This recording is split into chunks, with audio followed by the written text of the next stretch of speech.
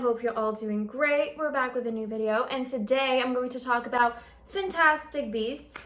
I already talked about it when I did the video way back in the day on Harry Potter. I talked really briefly about Fantastic Beasts, but I really wanted to make a video just to talk about Fantastic Beasts, especially because there's a third movie who just came out. You know what I mean? So first, we're gonna start with the first movie, Fantastic Beasts and Where to Find Them. What I liked about the first movie that a lot of people actually apparently didn't like is that it was really focused on the creatures, but hey, it's called Fantastic Beasts and Where to Find Them.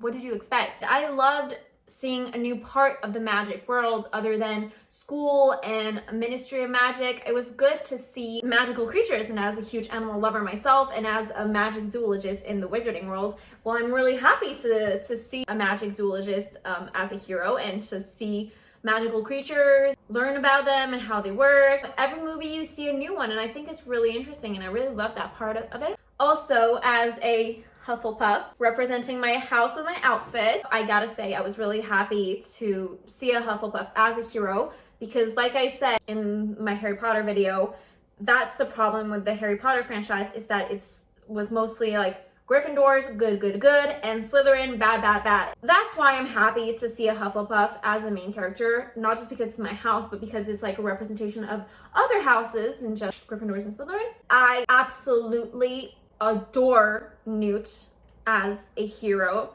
because for me, he's like everything a hero should be. He's humble, he's clever, he's kind, but he's not looking for fame. He's not looking to be the center of the attention. He just wants to be left alone with his creatures and, you know, live his life. And I think that the way this movie was made also, it's not called Newt Scamander. It really has so many different characters that it's not only focused on Newt. And I think that's also why it makes him a good hero, is because it's not all about him. Like I said, I loved discovering new aspects of the magic world, so with the magic creatures, but also with the American Ministry of Magic and the American school. I thought it was cool. We knew with the Harry Potter franchise that there were a French magic school and a Hungarian magic school. I think it was a really good way to open up a bit this whole universe of Harry Potter. I loved also getting to know a character like Jacob. He's so adorable, and it's so good to have a Muggle point of view, because in the Harry Potter franchise, the Muggle point of view we had was the Dursleys, which is not the best one. So it was really cool to have his point of view. He talks about pierogi, so I mean, I was sold, dude. Overall, I thought it was a really good first movie to introduce us to, you know, this whole new world, to these new characters, and you have some hints from time to time about like the Harry Potter universe. So the second movie, Fantastic Beasts and the Crimes of Grindelwald. And I know a lot of people are criticizing this movie because there was a lot of information, and I do agree. There was a part when they're at the Cimetière Père Lachaise, I think, there's like a burst of information. This whole movie was questions, who is who, and then there's this scene where like everybody just gives you a bunch of information, and then there's a fight, and then the movie's over, and you're like, I had to watch it like a second time to really comprehend, get all the information that we were getting, but overall I was still happy. Like, I'm not really complicated. If it's like part of the franchises or the universe that I like, I'm not going to be difficult. Of course, we can always find criticism, but I still enjoyed it. We're introduced to new characters, which is once again what I like. It's not always just about a certain character or a certain trio. Okay, you have those characters, they're still here, but then you have other characters. I think that that's what makes a good story and a good hero, because people can relate to a different various type of people. You have so many characters and so many layers, and I feel like, you know, we managed to, you know, get into a bit of each of them to be able to have some depth to these characters. I loved getting to know a bit more about Dumbledore and Grindelwald, even though I do not like Dumbledore. I think he's super selfish, center of the attention. I feel like he's like an old Harry Potter, like both of them I just can't bear. But I did like getting to know more about his story, because reading the Harry Potter books, I was like, okay, what the fuck happened to him and Grindelwald and to Ariana? I wanted to know more, and we started to have hints about it. We didn't have the answers yet. I liked, you know, getting to know more about like this duality between his love for Grindelwald, but also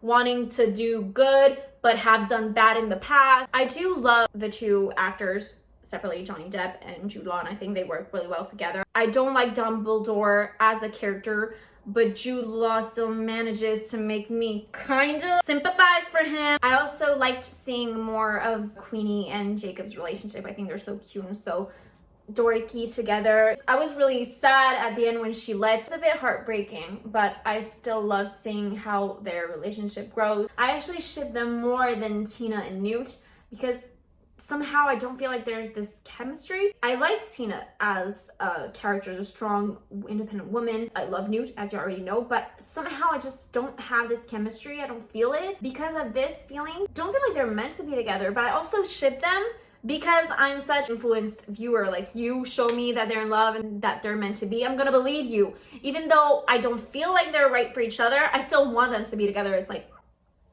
make up your mind, Alexia.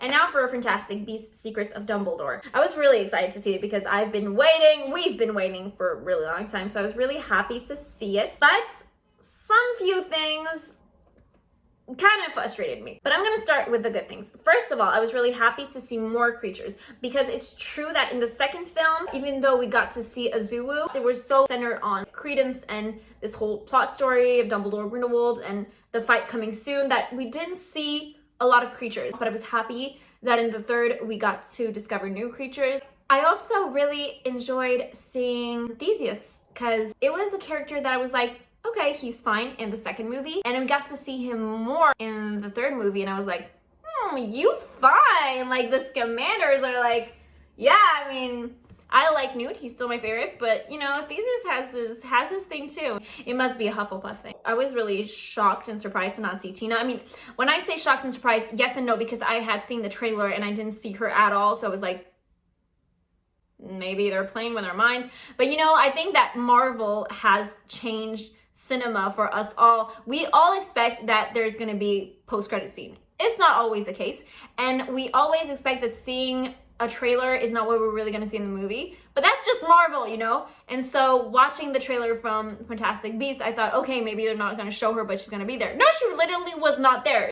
So I was a bit frustrated, but also in a way, I thought that it was a good way to concentrate on other characters. And Jacob is still the best. He's like literally like part of it right now, and he doesn't even know what he's doing there, but he's doing it, and he's being driven by his love for Queenie. And I'm not gonna lie, I really wanted the children to choose him at the end. I was talking about it with my best friend, and she was like, Alexia, he's a muggle. He can't be chosen. And I was like, okay, yeah, but he's fucking pure. There's no one more pure than him. Okay, maybe Newt. It was either for me, the children should have chose either Newt or Jacob, because you can't do pure than those two. Maybe I'm totally biased because those are my two favorite characters, but why the fuck did you go to Dumbledore? Like, he's flawed. He was actually like a jerk back then, and he's probably the reason why his sister died, because by the way, we still didn't have any real answers to that, but whatever. Why the hell do you go to choose Dumbledore? Like, I was so pissed. Thank God then he went to go and choose someone else, but I mean, I thought it was not necessary, and I thought it was not logical, and they say that this Chillin only chooses pure good. Dumbledore isn't. Please don't make us believe that he is. He is not. As much as he's trying to make us believe that he's good, no. And I know that the movie is called Secrets of Dumbledore, but there was way too much of Dumbledore. I love Jude Law. I love seeing him. I mean, he is still hot as hell, but I don't like the character. Everybody's his little pawn, and he decides everything, and he is Mr. Good and Mr. I'm trying to get better, I'm trying to make a new world, I'm trying to be best. Shut the fuck up. I'm wondering, do I have the same level of hate for Harry that I have for Dumbledore? Which one do I hate more? That's a good question. I also feel, again, maybe I'm being biased because I like Johnny Depp, but I didn't like the chemistry between Grindelwald and Dumbledore in this movie. It's not a criticism to the actors, once again, but I just didn't feel it. Maybe I'm wired to think it because I was so disappointed not to see Johnny Depp. Like I said, I was also disappointed because I thought we were gonna learn secrets about Dumbledore. That's the fucking title of the movie. We didn't learn that much. I mean, we already knew that it was a battle between Aberforth, Albus, and Grindelwald that killed Ariana, but we still don't know who killed her. Okay, I get it.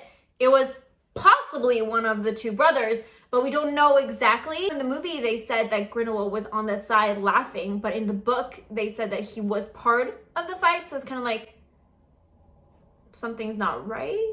The only answer we got, and thank God we got it, was who is Credence, and Credence is indeed the son of Aberforth. I was happy, like, getting to know more about Aberforth and not just fucking Albus. I do, however, think that the movie was beautiful with the imagery. There was this glass scene between Dumbledore and Credence that I found really beautiful and kind of reminded me of Doctor Strange a little bit with like the mirror dimension and everything. And lastly, I liked discovering once again new ministries. So this one was the German ministry, and also how the magic world works, choosing a ruler and like their rules in general. I did like getting to know once again a new part of this magical world. There should be a fourth movie.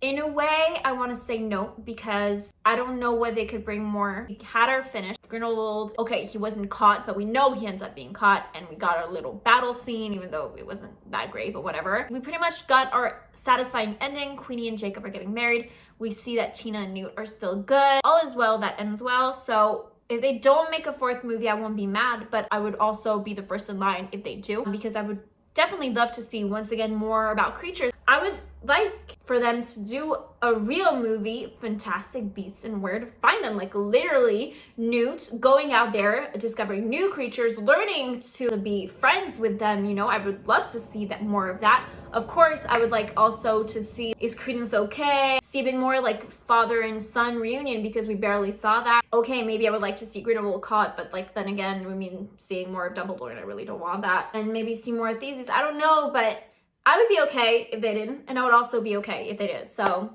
we'll just have to see, I guess. So now I'm going to tell you my favorite characters. I think you already got this. It's Newt and Jacob, and I'm starting to like Theseus a lot. So it's like Newt, Jacob, Theseus, like pretty much it. And my favorite creature is mooncalves. Like they're my favorite creatures. I think they're like so cute with their big eyes. I also really learned to love the chillin'. I love the purity of it all. I love the magic there is around this creature being so important and very cute as well. And of course, that's pretty basic, but nifflers and bowtruckles, because I mean, how can you not? They're both so cute. Yep, that's pretty much it for this video. I hope you enjoyed it. Please comment below your opinion. I would love to talk with you about this subject. You know how much I love this universe. If you liked this video, please like it, please subscribe. I say it every time, and I will continue saying it every time, but it's important for me. Thanks, you guys, and I will see you another time. Bye!